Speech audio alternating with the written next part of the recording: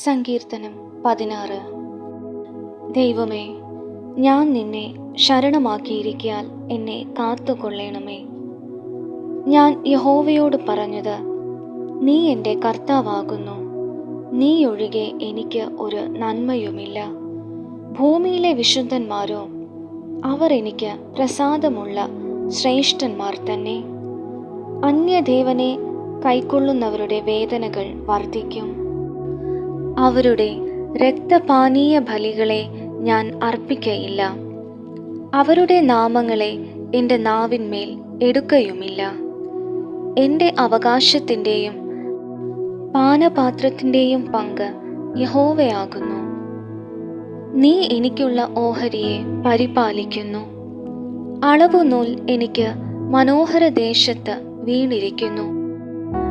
അതെ, എനിക്ക് നല്ലൊരവകാശം ലഭിച്ചിരിക്കുന്നു. എനിക്ക് ബുദ്ധി ഉപദേശിച്ചു തന്ന യഹോവയെ ഞാൻ വാഴ്ത്തും.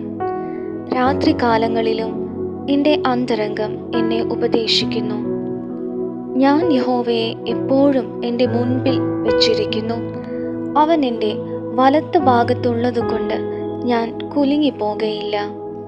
അതുകൊണ്ട് എൻ്റെ ഹൃദയം സന്തോഷിച്ചു, എൻ്റെ മനസ്സ് ആനന്ദിക്കുന്നു.